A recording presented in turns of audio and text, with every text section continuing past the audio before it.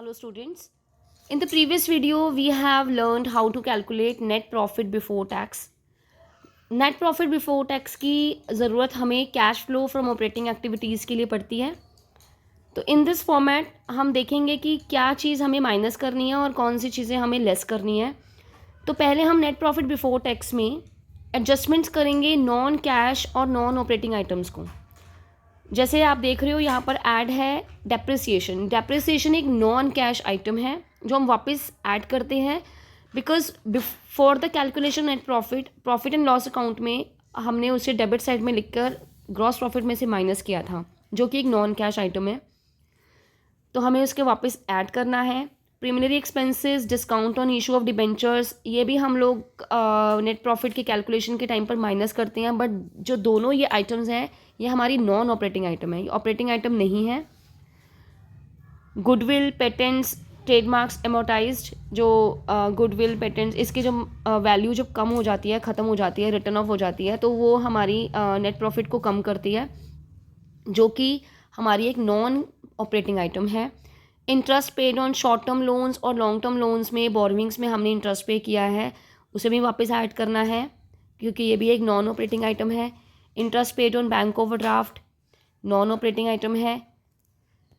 Loss on sale of fix assets, ये भी एक नॉन ऑपरेटिंग आइटम है. Increase in provision for doubtful debts, increase यानी कि जब 2 सालों के इंक्रीज़ हुए होते हैं उसको भी हमने लेस करना है, सॉरी ऐड करना है.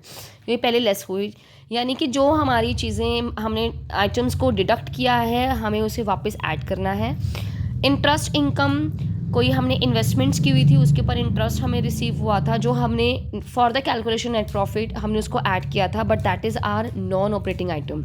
लेस करेंगे. Dividend income, rental income, gain on sale of fix assets, decrease in provision for doubtful debt, these all are are non operating items जिसमें प्रोविजन फॉर डाउटफुल डेट्स एक non cash item है. तो जो हमने पहले add किया था वो हमने लेस कर देना है, जो हमने पहले लेस किया था वो हमें ऐड कर देना है क्योंकि ये सारी चीज़ें हमारी non operating and non cash items हैं. अब इसके बाद हमारे पास आ जाएगा operating profit before working capital changes. जो भी हमारी कैलकुलेशन के बाद जो हमारा नेट प्रॉफिट आएगा, जो हमारा प्रॉफिट आएगा सॉरी, वो ऑपरेटिंग प्रॉफिट आएगा लेकिन वर्किंग कैपिटल चेंजेस से पहले. डिक्रीज़ इन करंट एसेट्स, अगर करंट एसेट्स डिक्रीज़ होती हैं यानी कि 2 साल की जो बैलेंस शीट में जो अमाउंट होगा उसमें अगर करंट एसेट्स में इंक्रीज़ हो रहा है तो वो आपने लेस करना है. डिक्रीज़ होता है तो आपने ऐड करना है. एंड इसका रिवर्स उसमें लायबिलिटीज़ में रहेगा. करंट लायबिलिटीज़ का इंक्रीज़ आपको ऐड करना है, करंट लायबिलिटीज़ का डिक्रीज़ आपको लेस करना है. इसके बाद कैश जनरेटेड, अगर कैश जनरेटेड फ्रॉम ऑपरेशंस आ जाएगा, जो इनकम टैक्स हमने पे किया है वो हमें लेस कर देना है. अब हमारे पास आ जाएगा नेट कैश फ्रॉम और यूज़ इन ऑपरेटिंग एक्टिविटीज़.